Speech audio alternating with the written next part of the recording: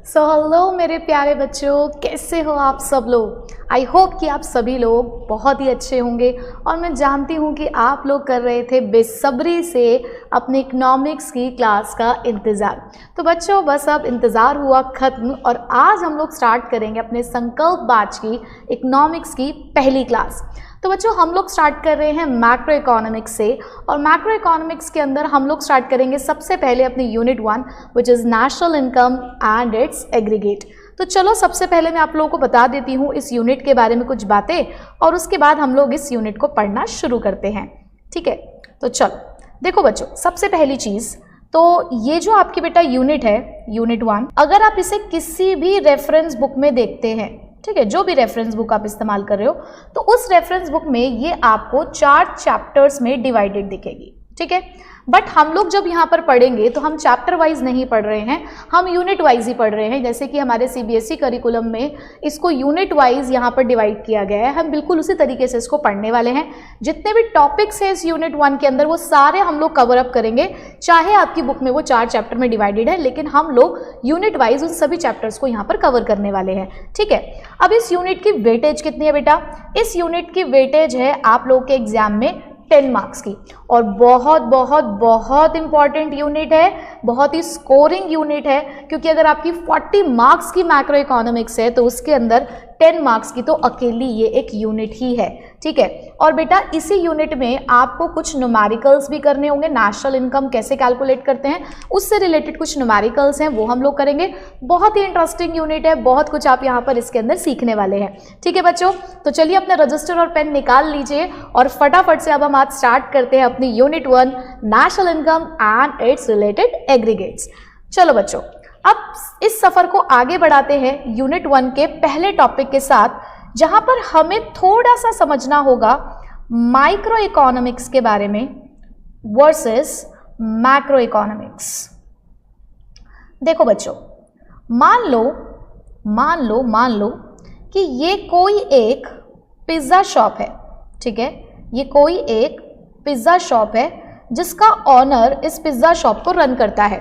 अब इस pizza shop के अंदर उस ऑनर को किन किन चीज़ों के बारे में सोचना होता होगा?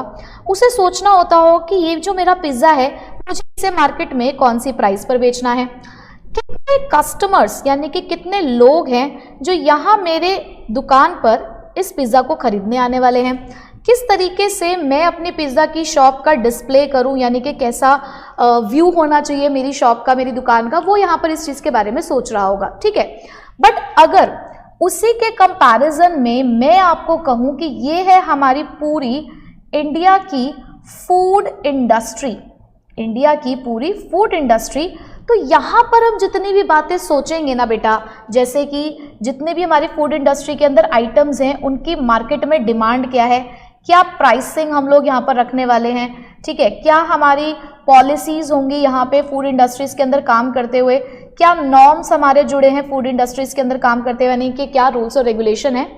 अब अगर मैं सिर्फ एक सिंगल पिज्जा की दुकान की बात कर रही हूँ बेटा, और वहां पर जो ऑनर उनसे रिलेटेड जितने भी डिसीजन ले रहा है वो एक सिंगल यूनिट के बारे में है ना बच्चे, सिर्फ उसकी पिज्ज़ा की शॉप को ही अफेक्ट करने वाले हैं।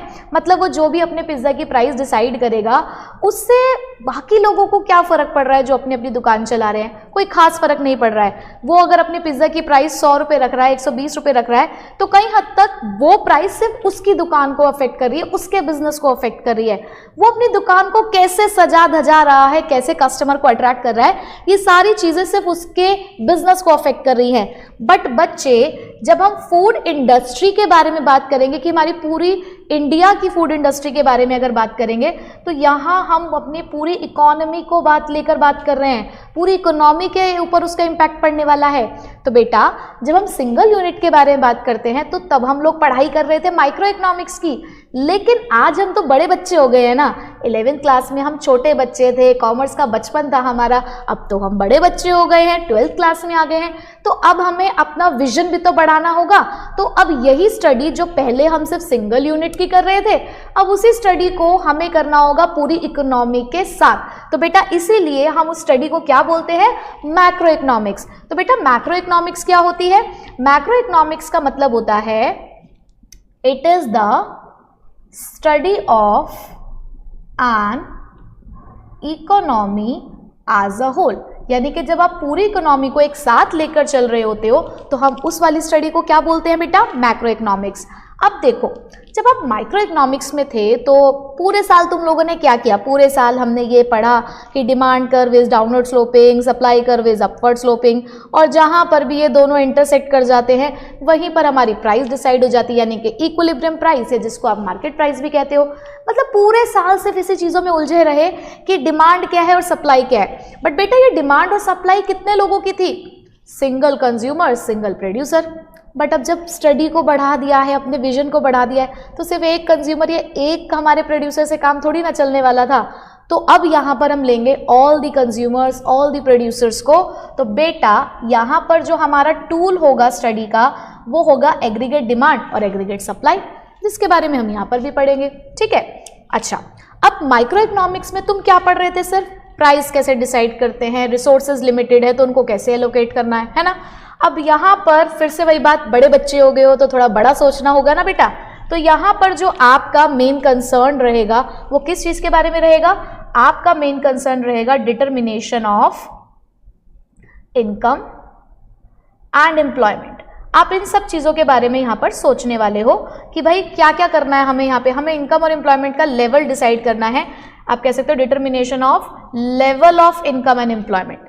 ठीक है, क्योंकि यहाँ हमारा मुद्दा क्या है कि भाई हमें रोजगार ढूंढने हैं, ज़्यादा से ज़्यादा रोजगार क्या हैं, कौन कौन से उसके सोर्सेज हैं, क्या हमारा इनकम का लेवल है, वो सारी चीज़ों के बारे में हम यहाँ पर चर्चा करने वाले हैं। ठीक है, अब माइक्रो इकोनॉमिक्स का एक घर का नाम था, बहुत प्यारा सा क्यूटू सा नाम जो उसके काम को डिफाइन कर रहा था। अब माइक्रो इकोनॉमिक्स को क्या बोलते थे बेटा, it is the price theory, it is also known as the price theory ना। अब यहाँ पर हमारे ये जो इकोनॉमिक्स की बड़ी बहन है मैक्रो इकोनॉमिक्स, इसका भी हमने एक अच्छा सा नाम रखा है और इसका हमने नाम रखा है theory of income and employment. क्योंकि यहाँ ना हम सिर्फ इन्हीं चीज़ों के बारे में बात करेंगे, एम्प्लॉयमेंट के बारे में बात हो रही होगी या फिर इनकम के बारे में बात हो रही होगी। ठीक है बच्चों, तो यहाँ तक बात क्लियर हो गई। तो चलो थोड़ी सी ये सारी बातें जो अभी मैंने आपको यहाँ पर समझाई, इसको थोड़ा सा पढ़ लेते हैं और सम अप कर लेते हैं। देखो बच्चे, ये रहा, ठीक, देखो क्या लिखा हुआ है मैक्रो इकोनॉमिक्स के बारे में, it studies the behaviour of the economy as a whole. ये क्या करता है, ये आपकी पूरी इकोनॉमी को एक साथ पढ़ने की कोशिश करता है। यहाँ हम नेशनल एग्रीगेट्स के बारे में पढ़ते हैं, जैसे कि एग्रीगेट डिमांड, एग्रीगेट सप्लाई और हमारी नेशनल इनकम। ठीक, और यहाँ पर हम जितनी भी प्रॉब्लम्स होंगी वो बड़े लेवल की प्रॉब्लम होगी। भाई अब हम बड़े बच्चे हो गए हैं तो बड़ी बड़ी बातें करेंगे यहाँ पे, जैसे कि हम इन्फ्लेशन के बारे में पढ़ेंगे, अनएम्प्लॉयमेंट के बारे में पढ़ेंगे, पॉवर्टी के बारे में पढ़ेंगे, और जो भी ऐसे इश्यूज हैं जो हमारी इकोनॉमिक ग्रोथ या इकोनॉमिक डेवलपमेंट से रिलेटेड हैं, उन सारी चीज़ों के बारे में हम यहाँ पर पढ़ने वाले हैं। अब इसके मेन टूल्स क्या है, अभी जैसे मैंने पीछे लिखवाया आपको, मेन टूल्स होंगे इसके एग्रीगेट डिमांड और एग्रीगेट सप्लाई। सब्जेक्ट मैटर क्या है, क्या पढ़ने वाले हो इसके अंदर, कौन सी समस्या का हल निकालना है तुम्हें, हमें निकालना है determining the income and employment level of the economy. अब कोई तुम्हारे बड़े अंकल या बड़े भाई जिन्होंने कभी इकोनॉमिक्स पढ़ी होगी पूछ लेंगे, अच्छा बेटा मैक्रो इकोनॉमिक्स पढ़ रहे हो, चलो एग्जाम्पल बताओ फिर इसका, तो तुरंत बता देना एग्जाम्पल कि अच्छा हमें कम समझते हो क्या, हम भी बड़े बच्चे हो गए हैं। तो एग्जाम्पल क्या है, estimation of national income, determination of income and employment level और गवर्नमेंट बजट। कि अब तो हम इकोनॉमिस्ट बन के रहेंगे क्योंकि ये सारी जानकारी हमें मैक्रो इकोनॉमिक्स के अंदर मिलने वाली है। ठीक है, अब चलो तुम्हें मैक्रो इकोनॉमिक्स का एक रियल लाइफ एग्जाम्पल देती हूँ। आप सभी को पता है कि आईपीएल चलते हैं ना हमारे, है ना। अब आईपीएल के अंदर क्या होता है कि भाई हमारे ये यहाँ पर कुछ क्रिकेट मैचेस चल रहे हैं, पूरा देश उसे देख रहा है, और इस टाइम पे क्या होता है कि जिस भी कह सकते हो जिस भी मीडियम के थ्रू आप इन क्रिकेट मैचेस को देख रहे होते हो, वॉच कर रहे होते हो, तो उस टाइम पे क्या होता है, नंबर ऑफ एड्स जो है ना बेटा वो बढ़ने लगते हैं, ज़्यादा से ज़्यादा एड्स आनी शुरू हो जाती हैं। उसके अलावा क्या होता है कि लोग ना इंजॉय कर रहे होते हैं मैचेस को, लोग क्या कर रहे होते हैं, मैचेस को इंजॉय कर रहे होते हैं, तो घर में खाना नहीं बनाते हैं। वो कहते हैं यार कौन खाना बनाएगा घर में, मस्त बाहर से ऑर्डर करते हैं। तो ऐसे टाइम पर फूड डिलीवरीज ज़्यादा से ज़्यादा बढ़ जाती हैं, है ना, और लोगों का इंटरनेट का यूसेज भी बढ़ जाता है क्योंकि चिपके हुए हैं ना उसके साथ, जहाँ पर भी वो मैचेस जो है वो प्रीमियर आ रहा है उनका, उसके साथ चिपके पड़े हैं, तो भाई इंटरनेट यूसेज भी उनका बढ़ रहा है। तो ऐसे में आप ये देखो, ये एक सिंगल इवेंट है ना, ये एक सिंगल इवेंट है, लेकिन इस सिंगल इवेंट का जो इम्पैक्ट है ये कितनी सारी चीज़ों पे पड़ रहा है ना। एड्स आ रही हैं, तो जिन भी बिजनेसेस की एड्स आ रही होंगी कहीं ना कहीं वहाँ उनके कस्टमर्स बढ़ रहे होंगे, राइट। फूड डिलीवरी एप्स का मज़ा आ रहा होगा, रेस्टोरेंट्स के मज़े आ रहे होंगे क्योंकि लोगों को तो बहुत मज़ा आ रहा है, ठीक है। उसके अलावा इंटरनेट कंपनीज जो हैं जितनी भी, उन लोगों के भी बहुत मज़े आ रहे होंगे। तो बेटा यहाँ पे क्या हो रहा है, यहाँ पर एक सिंगल इवेंट जो है वो बहुत सारी चीज़ों को इम्पैक्ट कर रहा है, यानी कि मैं ये कह सकती हूँ कि इसका इम्पैक्ट हमारी पूरी इकोनॉमी पे पड़ रहा है, एक सिंगल इवेंट का इम्पैक्ट। तो बेटा ये सारी चीज़ें कहाँ हो रही हैं, ये सारी चीज़ें कहाँ की बातें कर रही हैं, ये सारी बातें हैं मेरे बच्चे मैक्रो इकोनॉमिक्स की, ठीक है। समझ आ गई ये बात सबको कि अब मैक्रो इकोनॉमिक्स क्या है और कितनी डिटेल में हम लोग इसको पढ़ने वाले हैं। चलो अब यही सब चीज़ें जो मैंने अभी आपको पढ़ाई, थोड़ा सा उसके ऊपर और चर्चा करते हैं। तो बेटा अब मैक्रो इकोनॉमिक्स के अंदर जो इस यूनिट में हमारा जो मेन फोकस रहेगा वो किसके ऊपर रहेगा बेटा, नेशनल इनकम। अब तक सिर्फ अपनी इनकम ही कैलकुलेट किया करते थे कि अच्छा महीने के 20,000 रुपये मिलते हैं तो 12 महीने के यानी कि पूरे साल की इनकम कितनी होती होगी, तो बस 20,000 को 12 से मल्टीप्लाई किया और तुमने सोचा कि तुम्हारा काम हो गया, है ना। लेकिन बेटा अब अपने पूरी देश की इनकम को कैलकुलेट करना सीखना है, और पूरे देश की इनकम में तो बहुत कुछ होता होगा। तो नेशनल इनकम के ऊपर हम लोग फोकस करेंगे, और ये बेटा हमारी मैक्रो इकोनॉमिक्स की एक ब्रांच होती है जिसके अंदर हम एस्टिमेट करना सीखेंगे नेशनल इनकम और उससे जुड़े उसके कुछ एग्रीगेट्स। अब जब भी हम नेशनल इनकम को पढ़ेंगे तो उससे रिलेटेड हमारे पास कुछ टर्म्स हैं, जैसे कि यहाँ आप एक टर्म देख रहे हो इकोनॉमिक टेरिटरी, यहाँ आप एक टर्म देख रहे हो रेजिडेंट, आप ये देख रहे हो कि यहाँ पे लिखा हुआ है जीडीपी और ये लिखा हुआ है प्रोडक्शन एक्टिविटी। अब क्या मैं तुम्हें ये सारी चीज़ें ऐसे ही बताऊंगी, नहीं, देखो मैं तुम्हें ये सारी चीज़ें डिटेल में समझाऊंगी। अब आ जाओ मेरे साथ। तो बेटा सबसे पहला कॉन्सेप्ट जो मैं आपको यहाँ पर समझाने जा रही हूँ वो है basic activities of an economy, कि किसी भी इकोनॉमी के अंदर बेसिक एक्टिविटीज क्या होती हैं। देखो बेटा ये बात हम अपने कॉमर्स के बचपन से पढ़ते हुए आए हैं कि हमारे पास 3 बेसिक एक्टिविटीज होती है, या तो हम कर रहे हैं प्रोडक्शन, है ना, या हम कर रहे हैं उस चीज का कंजप्शन, या फिर हमारे इकोनॉमी में हो रही है इन्वेस्टमेंट, और इसी को आप लोग कैपिटल फॉर्मेशन के नाम से भी जानते हो, है ना। तो बेटा प्रोडक्शन क्या होता है, प्रोडक्शन का मतलब होता है कि मान लो क्या, मान लो कि यहां पर मैदे से ब्रेड बनाई गई, ब्रेड, दिस इज ब्रेड बच्चे, आई होप कि आप लोगों को ये ब्रेड लग रही हो, दिस इज ब्रेड। मान लो कि हमने यहां पर एक ब्रेड बनाई, ठीक है, तो क्या ये प्रोडक्शन नहीं है बच्चे, बताइए क्या ये प्रोडक्शन नहीं है। हमने मैदे को एक ब्रेड की शेप दी, एक नया प्रोडक्ट अपनी इकोनॉमी में जनरेट किया, तो क्या मुझे बताइए ये प्रोडक्शन नहीं है ना प्रोडक्शन। अब बच्चे इसी ब्रेड से अब देखो तुम मेरी ड्राइंग देखते रहना बस, अब तुम मेरी बस ड्राइंग देखना, ड्राइंग देखना। ये तो खैर मुझे लग रहा है अभी फ़िलहाल मुझे ही समझ में नहीं आ रहा, तो तुम्हें क्या समझ में आएगा कि ये मैंने क्या बनाया है। अब बस तुम देखते जाओ, ये तुम्हें पता है ये क्या है, क्या तुम्हें पता है ये क्या है बेटा, क्या है ये है हमारे पास ब्रेड पकोड़ा। हमने ब्रेड से बनाया ब्रेड पकोड़ा, तो मुझे बताओ क्या ये प्रोडक्शन है, क्या बोलो क्या ये प्रोडक्शन है। पहले मैंने ब्रेड बनाया, भाई हमने मैदे को ब्रेड की शेप दी, तो वो भी एक प्रोडक्शन था। वहीं पे मैंने उसी ब्रेड के अंदर कुछ और थोड़े से इंग्रेडिएंट्स को ऐड किया और उसको ब्रेड पकौड़े की शेप दे दी। तो मेरे बच्चों ये बताओ कि क्या ये प्रोडक्शन नहीं है, क्या ये भी तो प्रोडक्शन है। तो बेटा प्रोडक्शन का मतलब होता है कि या तो आपने इंटायरली एक न्यू प्रोडक्ट प्रोड्यूस किया, ठीक है, या मैं कहूँ जैसे व्हीट से अगर आटा बनाया गया है तो वो भी एक तरीके का प्रोडक्शन है, या आपने क्या किया ऑलरेडी कुछ गुड्स प्रोड्यूस्ड है और उसी के अंदर आपने कोई वैल्यू एडिशन कर दिया। अब जैसे कि मैंने ब्रेड के अंदर किया ना कुछ वैल्यू एडिशन, उसके अंदर मैंने यहाँ पर पनीर लगाया, आलू यहाँ पर लगाए गए और भी इंग्रेडिएंट्स यहाँ पर ऐड किए गए और उसको एक नए प्रोडक्ट की शेप दी गई, तो बेटा ये भी आपका प्रोडक्शन है, ठीक है। अब एक बात बताओ, अगर इस ब्रेड पकौड़े को हमारा ये जो राजू है, राजू को तो आप जानते होंगे ना, राजू से तो हमारा रिश्ता बहुत पुराना है, अगर इस ब्रेड पकौड़े को राजू खा गया, नालायक खा गया, तो क्या हो गया बेटा ये, दिस इज कंजप्शन। कंजप्शन का मतलब क्या होता है, using up of goods and services, जो भी गुड्स और सर्विसेज प्रोड्यूस हो चुके हैं, जब हम उसका यूज करना इस्तेमाल कर देते हैं, जैसे कि मान लो मेरे हाथ में जैसे ये एक पेन है, मैं इसको खरीद के लेकर और मैंने इसका इस्तेमाल करना शुरू किया, तो ये क्या है हमारे लिए? कंजप्शन। ठीक है। अब उसके बाद बेटा इन्वेस्टमेंट का मतलब क्या होता है? इन्वेस्टमेंट का मतलब होता है addition to the capital stock of our economy. मतलब कि मान लो ये एक फैक्ट्री है, अगर इस फैक्ट्री में मैंने 2 मशीनें लगाई, ये मशीन नंबर 1 है, ये मशीन नंबर 2 है, तो बेटा दिस इज इन्वेस्टमेंट। इसे क्या बोलेंगे हम? इन्वेस्टमेंट, क्योंकि इसी इन्वेस्टमेंट की हेल्प से होगी हमारी कैपिटल फॉर्मेशन, क्योंकि इस मशीनों की मदद से हम लोग क्या कर पाएंगे? हम लोग प्रोडक्शन कर पाएंगे।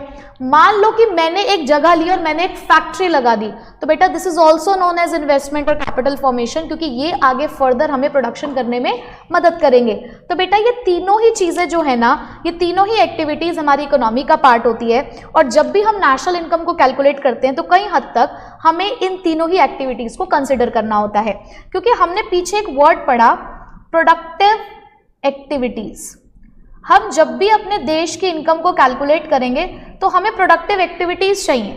हमें ऐसी एक्टिविटीज नहीं चाहिए जहां पर कोई प्रोडक्टिव सर्विस ना जनरेट हो रही हो, जहां पे कुछ प्रोडक्शन नहीं हो रहा, जहां पर हमारे देश का डेवलपमेंट नहीं हो रहा, जहां पर हमने कोई भी प्रोडक्टिव एक्टिविटी नहीं करी, हम ऐसे इनकम्स को यहां पर इंक्लूड नहीं करेंगे। ठीक है बेटा, तो यहां तक आई होप कि आप सभी लोगों को बात समझ आ गई होगी। अब मैं आपको समझाती हूँ दूसरा कॉन्सेप्ट जो वहां पर लिखा हुआ था, एक वर्ड, उसके बाद हम डिटेल में उसको वहां से भी एक बार रीड करेंगे। एक वर्ड लिखा हुआ था वहां पर, इकोनॉमिक टेरिटरी। ठीक है, इकोनॉमिक टेरिटरी, ये एक वर्ड हम लोगों ने वहां से देखा, और इसी इकोनॉमिक टेरिटरी को हम लोग डोमेस्टिक टेरिटरी भी कहते हैं। अब इसको कॉन्सेप्ट को अगर मैं आपको समझाऊं तो बहुत ध्यान से समझिएगा। मान लो ये हमारा राजू है, ठीक है, ये राजू बन गया, जेंटलमैन वाला राजू है।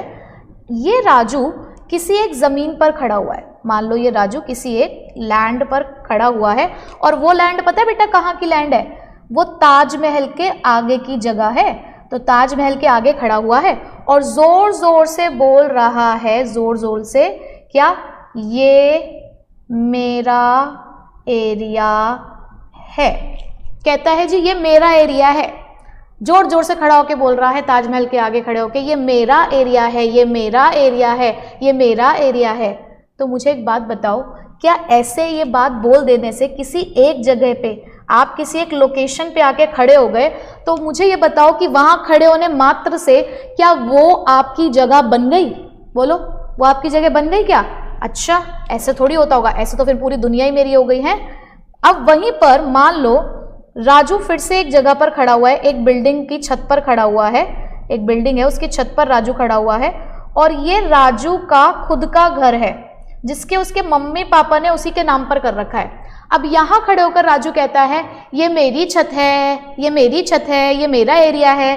अब अगर यहाँ पर वो ये बात कह रहा है, अब मैं कह रही हूँ कि राजू का घर है जिसका ऑनर राजू खुद है, ऑनरशिप उसी के हाथ में है, उस घर को वो कुछ भी करे, उस घर को दोबारा से रेनोवेट करवाए, उस घर पे पेंट करवाए, कुछ भी करवाए, और किसी को भी अपने घर पे बुलाए, वो राजू की मर्जी है ना। तो अब एक बात बताओ कि यहाँ पर अगर राजू कहता है ये मेरा एरिया है, तो क्या आप इसको मानेंगे कि यस अब राजू सही कह रहे हैं कि ये उसका एरिया है? आप यहाँ मानेंगे इस बात को या फिर यहाँ मानेंगे इस बात को? तो मुझे आपका जवाब मिल गया है, आप कहेंगे मैडम यहाँ मानेंगे, यहाँ हम इस बात को बिल्कुल नहीं मानेंगे। क्यों? क्योंकि वहां पर भले ही वो किसी एक लोकेशन पे खड़ा है, लोकेशन पे खड़े होने मात्र से आप उस चीज को ये नहीं कह सकते कि वो आपकी है। आप उसे कब कह पा रहे हो कि वो आपकी है? जब उससे रिलेटेड ऑनरशिप, जब उससे रिलेटेड, एक सेकेंड बेटा इसको हम थोड़ा सा ठीक करेंगे। जब हम क्या कहेंगे बेटा? जब हम ये कहेंगे कि उससे रिलेटेड ऑनरशिप अगर हमारे हाथ में है, और ऑनरशिप का बेटा सीधा सा मतलब क्या है? कंट्रोल। जब उस एरिया से रिलेटेड कंट्रोल अगर हमारे हाथ में है तो हम कहेंगे कि यस ये जगह हमारी है, ये अपन का इलाका है, ये बात हम तभी कह पाएंगे। बस यही कॉन्सेप्ट है हमारी इकोनॉमिक टेरिटरी का या डोमेस्टिक टेरिटरी का, जिसके अंदर ये कहा गया कि इकोनॉमिक टेरिटरी का मतलब होता है वो ज्योग्राफिकल बाउंड्रीज, वो ज्योग्राफिकल बाउंड्रीज जिसको एडमिनिस्टर यानी कि कंट्रोल कौन करती हो? हमारे देश की गवर्नमेंट करती हो, यानी कि जिस चीज पर हमारे देश की गवर्नमेंट का अगर अधिकार है बेटा, तो उसको हम कहेंगे कि वो हमारे लिए क्या है, वो हमारी इकोनॉमिक टेरिटरी है। और इकोनॉमिक टेरिटरी का मतलब सिर्फ और सिर्फ हमारे ज्योग्राफिकल बाउंड्रीज से नहीं है। हमारे यहाँ पर इस ज्योग्राफिकल टेरिटरी से मतलब हमारे वाटरवेज भी हैं, ठीक है, जैसे कि हमारे, चाहे वो हमारी रिवर्स वगैरह हो, हमारी लैंड की बात हो, हमारे एयरवेज की बात हो, तो इन सभी चीज़ों को हम यहाँ पर इस चीज़ के अंदर इंक्लूड करते हैं। ठीक है, तो सिंपल सी बात, इकोनॉमिक टेरिटरी का मतलब क्या है, एक ऐसा एरिया, एक ऐसी जगह जिसके ऊपर कंट्रोल भी हमारा है। और बेटा आपको पता है इसके अंदर आती हैं Indian embassies in foreign country, Indian embassies in foreign country. अब आप कहेंगे कि मैम एम्बेसीज क्या होती हैं, ये भी तो बताओ। तो चलो एम्बेसीज बताती हूं आपको कि क्या होती है। बेटा एम्बेसी एक तरीके का क्या है, एम्बेसी एक तरीके का ऑफिस है, और वो ऑफिस पता है किसका है, वो ऑफिस है फॉरेन कंट्री का इन आर कंट्री। हमारी कंट्री के अंदर अगर किसी फॉरेन कंट्री का ऑफिस है जो अपनी कंट्री को रिप्रेजेंट कर रहा है यहाँ पे, जैसे कि आप सभी लोगों ने एक मूवी देखी होगी बजरंगी भाईजान, है ना, एक मूवी देखी बजरंगी भाईजान। तो बजरंगी भाईजान में क्या था कि आपको पता है कि जो सलमान खान था वो मुन्नी को उसके घर तक पहुंचा के आना चाहता था, उसके घर तक, भाई पाकिस्तान में था उसका घर, तो उसके घर तक वो पहुंचा के आना चाहता था। तो वो गया था पाकिस्तान की एम्बेसी में ताकि वहां से उसको कुछ हेल्प मिल सके। तो इसका मतलब इंडिया के अंदर अगर पाकिस्तान की एम्बेसी है तो वो हमारी थोड़ी है, उसको कंट्रोल कौन कर रहा है, उसको कंट्रोल पाकिस्तान कर रहा है। ठीक उसी तरीके से अगर इंडिया का ऐसा ही ऑफिस यूएसए में है, यानी कि इंडियन एम्बेसी यूएसए में है, तो क्या वो यूएसए की टेरिटरी है? नहीं, वो हमारी इंडिया की टेरिटरी है, हमारा इलाका है। क्यों? क्योंकि उसके ऊपर जो कंट्रोल है वो किसका कंट्रोल है बेटा, वो हमारा कंट्रोल है। ठीक है, तो ये बात आपको समझ में आ गई कि डोमेस्टिक टेरिटरी और इकोनॉमिक टेरिटरी क्या होती है। डोमेस्टिक टेरिटरी या इकोनॉमिक टेरिटरी का सिंपल सा मतलब है वो ज्योग्राफिकल टेरिटरी या वो ज्योग्राफिकल बाउंड्रीज जिसको कंट्रोल हमारी गवर्नमेंट करती हो, चाहे वो कहीं पर भी हो, चाहे वो किसी देश में भी हो। अगर उस दूसरे देश में रहकर भी उस चीज को हम कंट्रोल कर रहे हैं, हमारी कोई कंपनी अगर बाहर है लेकिन उसका ऑनरशिप राइट अगर हमारे हाथ में है, तो वो कंपनी भी हमारी डोमेस्टिक टेरिटरी का पार्ट है। अब आप कहेंगे कि मैम हम ये डोमेस्टिक टेरिटरी पढ़ क्यों रहे हैं? हम इसलिए पढ़ रहे हैं बेटा क्योंकि हमें निकालनी है अपनी डोमेस्टिक इनकम। अब देखो एक बात समझो तुम, हालांकि मेरी इतनी ड्राइंग अच्छी नहीं है, मैं सिर्फ कोशिश ही कर सकती हूँ भारत बनाने की। ठीक है, मान लो ये हमारा जैसे इंडिया है, कुछ इनकम ऐसी होती है जो हम यहाँ पर इंडिया के अंदर ही कमाते हैं, कुछ इनकम हमारी ऐसी होती है जो हम इंडिया के अंदर कमा रहे हैं। ठीक, लेकिन कुछ इनकम बेटा ऐसी होती है जो हम बाहर के देशों से भी कमाते हैं, कुछ इनकम ऐसी है जो हम बाहर के देशों से भी कमाते हैं, ये जैसे फॉरेन कंट्रीज हो गई। तो ये थोड़ी ना है कि हम सिर्फ अपनी कंट्री के अंदर ही पैसा कमा रहे हैं, हम इंडिया से भी पैसा कमाते हैं, हम फॉरेन कंट्री से भी पैसा कमाते हैं। तो बेटा जो पैसा हम लोग सिर्फ अपनी कंट्री से कमाते हैं उसे हम डोमेस्टिक इनकम कहते हैं। क्या कहते हैं? Domestic income. लेकिन जो पैसा हम बाहर की कंट्री से कमाते हैं, और अगर जो पैसा हम बाहर की कंट्री से कमाते हैं अलग अलग तरीके से, अगर उस पैसे को हम अपने डोमेस्टिक इनकम में ऐड कर देना बेटा, तो हमें मिल जाती है नेशनल इनकम। तो ये सारी चीजें हम इसलिए पढ़ रहे हैं क्योंकि हमें क्या फाइंड आउट करना है, हमें फाइंड आउट करनी है नेशनल इनकम।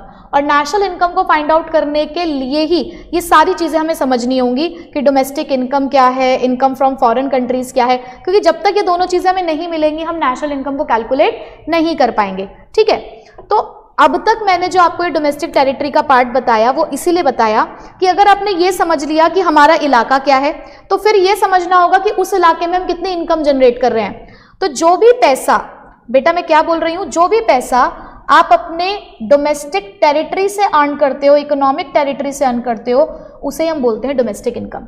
यानी कि अपने इलाके में जो भी पैसा आप कमा रहे हो उसे आप क्या बोलोगे? Domestic income.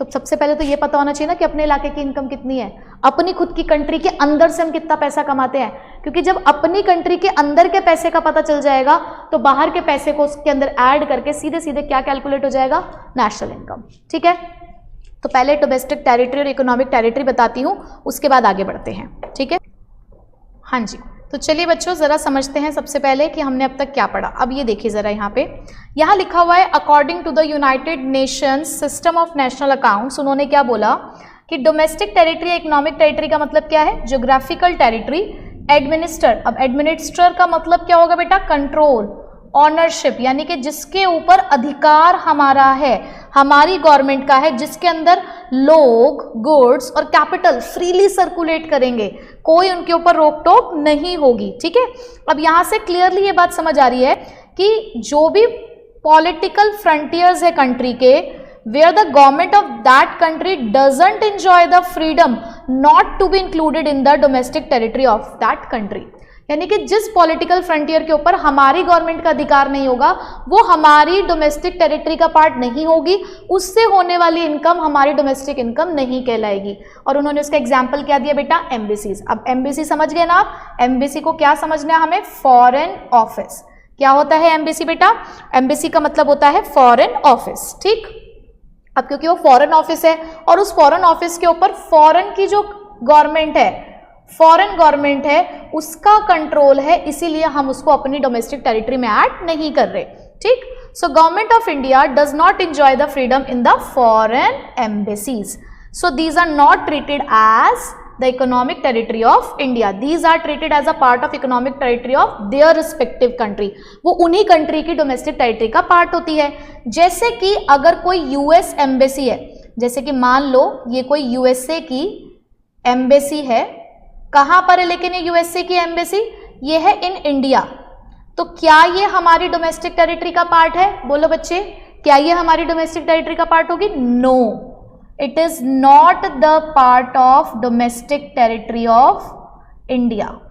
ये कौन से कंट्री की डोमेस्टिक टेरिटरी का पार्ट होगी बेटा? यूएसए की। और इससे जनरेट होने वाली इनकम भी कौन सी कंट्री की डोमेस्टिक इनकम में ऐड होगी? यूएसए की। ठीक, चलो अब इसी चीज के ऊपर हमने फिर एक चीज निकाली कि क्या कह रही है हमारी डेफिनेशन। हमारी डेफिनेशन कहती है कि हमारा अधिकार किन किन चीजों पर है, वो पॉलिटिकल फ्रंटियर जिसके अंदर हम टेरिटोरियल वाटर्स को भी इंक्लूड करते हैं, एयर स्पेस को भी इंक्लूड करते हैं, ये हमारी इकोनॉमिक टेरिटरी का पार्ट है। क्यों? क्योंकि इस पे अगर अधिकार हमारी गवर्नमेंट का है, हमारी गवर्नमेंट उसको कंट्रोल करती है, तो ये हमारे हैं। प्लस एम्बेसीज, यानी कि अगर एम्बेसीज का मतलब क्या है, हमारे ऑफिस, इंडिया के ऑफिस अगर किसी भी फॉरेन कंट्रीज में है जहां पर वो इंडिया को रिप्रेजेंट करते हैं, तो वो किसकी डोमेस्टिक टेरिटरी का पार्ट है बेटा? ये किसकी डोमेस्टिक टेरिटरी का पार्ट है? इंडिया की डोमेस्टिक टेरिटरी का पार्ट है। क्यों? क्योंकि इसके ऊपर किसका कंट्रोल है? इसके ऊपर इंडिया की गवर्नमेंट का कंट्रोल है। प्लस इससे होने वाली जो इनकम है वो किसकी इनकम में ऐड होगी? Domestic income of India. ठीक है, कहाँ ऐड होगी बच्चे? ये डोमेस्टिक इनकम ऑफ इंडिया के अंदर। ठीक, बात समझ आ गई ये वाली। चलो अब आगे क्या लिखा हुआ है, कॉन्सुलेट्स। अब आप कहेंगे मैम कॉन्सुलेट्स क्या होते हैं? बेटा जैसे एम्बेसी है ना, एम्बेसी को आप समझो कि ये होता है हेड ऑफिस। जैसे फॉरेन कंट्री का या हमारी कंट्री का किसी दूसरी कंट्री में ये हेड ऑफिस है। जो कॉन्सुलेट्स होते हैं, कॉन्सुलेट्स का मतलब होता है ब्रांच। अब जैसे कि एम्बेसी तो क्या होती है? एक हो गई, हेड ऑफिस तो एक ही जगह होता है ना, जो मेन जगह होती है वहां पर, मतलब जो भी उस देश की कैपिटल होती है, एम्बेसी उसी स्टेट में होगी। ठीक है, लेकिन जो कॉन्सुलेट्स होते हैं वो अलग अलग एरियाज में एज अ ब्रांच ओपन होते हैं। अब हर कोई थोड़ी ना उस कैपिटल स्टेट में जा सकता है। लोगों को अगर अर्ली एक्सेस चाहिए या बहुत जल्दी उनको कोई अपना डिसीजन लेना है या बहुत जल्दी कोई हेल्प चाहिए, तो यहाँ पर हर एक स्टेट में भी अलग अलग उसकी ब्रांचेस भी बना रखी होती हैं। तो वो कह सकते हो कि जो छोटा सा ऑफिस अलग अलग स्टेट में खुला हुआ है लोगों की मदद करने के लिए, अपनी कंट्री को रिप्रेजेंट करने के लिए, तो इस हेड ऑफिस की जो ब्रांचेस है बेसिकली उसको कॉन्सुलेट्स कहा जाता है। ठीक है, उसके अलावा हमारे मिलिट्री बेसिस जो अब्रॉड में लोकेटेड है, बट वो हमारी ही डोमेस्टिक टेरिटरी का पार्ट है। प्लस हमारे शिप, हमारे एयरक्राफ्ट जो लोगों को एक जगह से दूसरी जगह पर लाने ले जाने का काम करे, तो इसका मतलब ये थोड़ी कि यूएसए की हवाओं में हमारा अगर जहाज चला गया, मतलब एरोप्लेन चला गया, तो वो उनका हो गया क्या, फिर वो जब हमारी हवाओं में आएगा तो वो हमारा हो जाएगा? ऐसा नहीं होता। उसका काम है ना कि भाई अभी वो जा रहा है पैसेंजर को छोड़ के, फिर वो वापस आ जाएगा, ठीक है, तो वो हमारा ही है।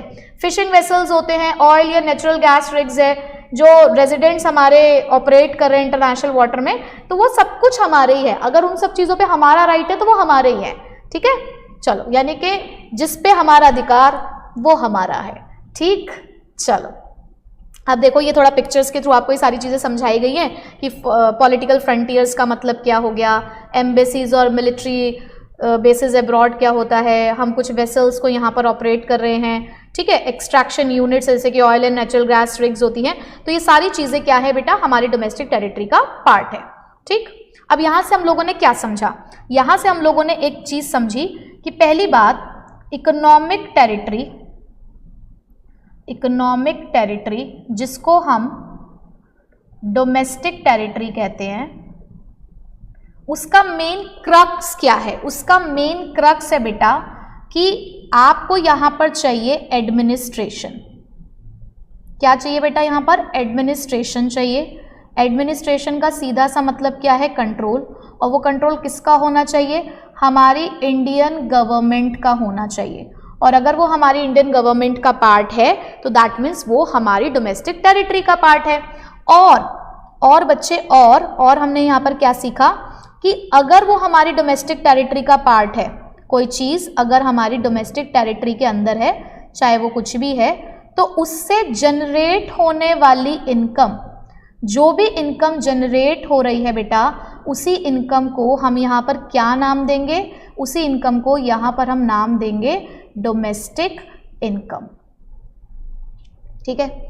ये डोमेस्टिक इनकम के लिए हमने एक बात समझी कि अर्न चाहे इसे कोई भी कर रहा हो, whosoever is earning this income, but अगर वो within the geographical territory है, within the domestic territory है, तो वो हमारे ही कंट्री की इनकम का पार्ट माना जाएगा, ठीक है। कि चाहे कोई भी उस पैसे को हमारे देश में आके कमा रहा है, लेकिन जहां पर वो पैसा कमा रहा है हमारे देश के अंदर, अगर उस चीज पर, चाहे वो कंपनी है, कोई इंस्टीट्यूशन है, कोई एरिया है, अगर उसके ऊपर हमारे देश का अधिकार है, हमारे देश की गवर्नमेंट का अधिकार है, तो उससे जनरेट होने वाली इनकम भी हमारी इनकम में ही ऐड होगी, ठीक है। चलो, अब इसके लिए एग्जाम्पल आप लोगों ने समझ लिए, एम्बेसीज का कॉन्सेप्ट क्लियर होना चाहिए। अब कोई फॉरेन कंपनी इंडिया के अंदर अगर ऑपरेट हो रही है, कोई फॉरेन कंपनी इंडिया के अंदर अगर आकर पैसा कमा रही है, और उस फॉरेन कंपनी की ऑनरशिप का राइट अगर हमारे हाथ में, ऑनरशिप का राइट अगर हमारे हाथ में है बेटा,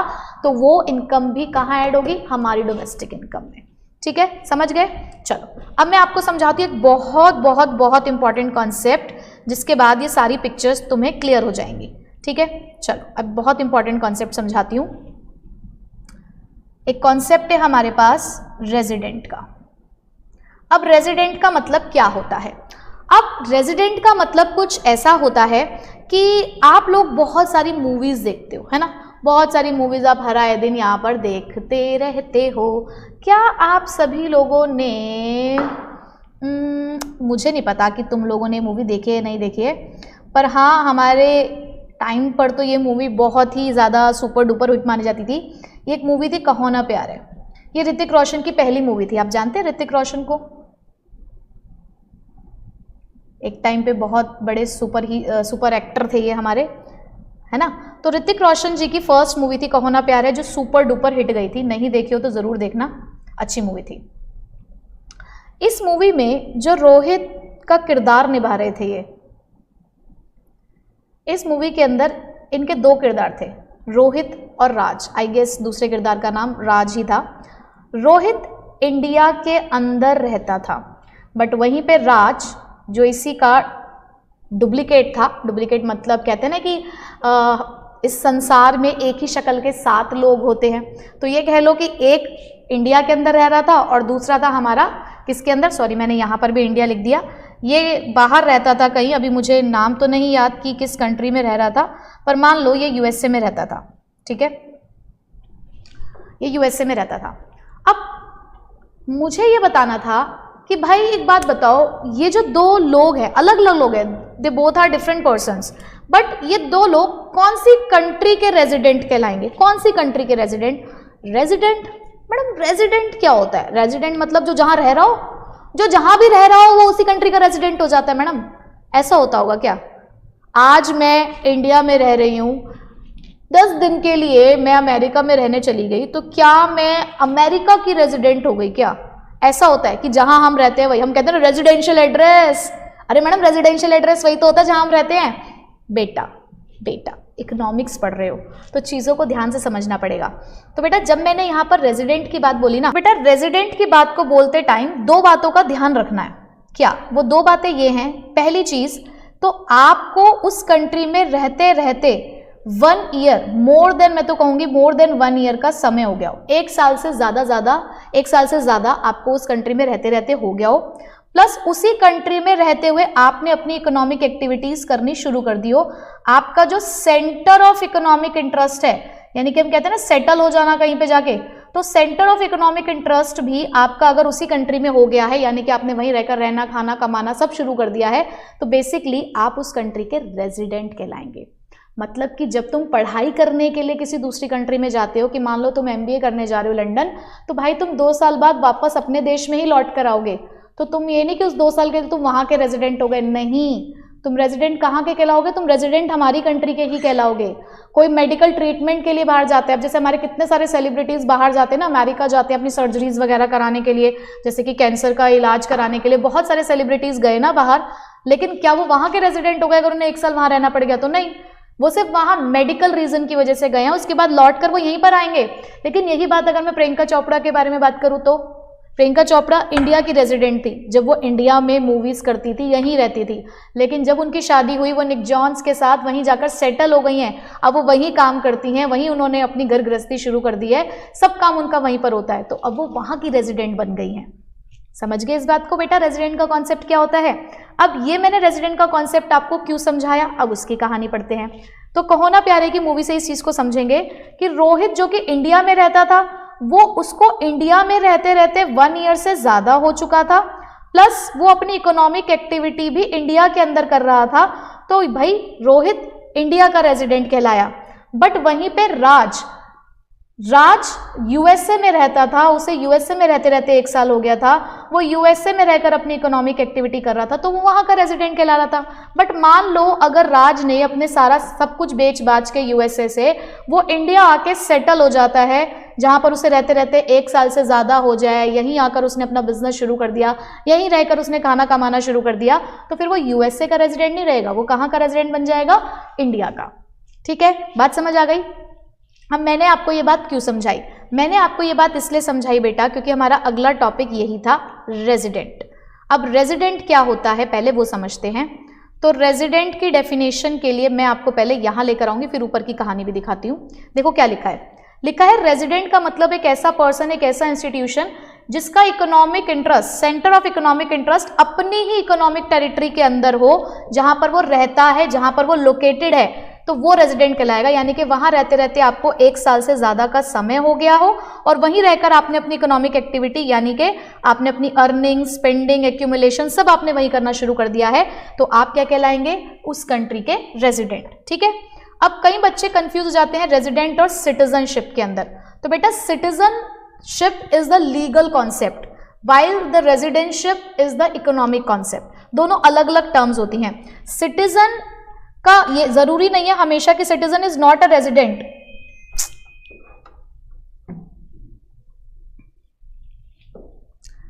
this doesn't means that a citizen is not a resident और रेजिडेंट नॉट अ सिटीजन। मतलब आप ये नहीं कह सकते कि कोई सिटीजन रेजिडेंट नहीं हो सकता और रेजिडेंट सिटीजन नहीं हो सकता। ध्यान से समझो, a person can be a citizen, एक इंसान सिटीजन भी बन सकता है, रेजिडेंट भी बन सकता है, but does not necessarily that a citizen of a country is necessarily the resident of that country।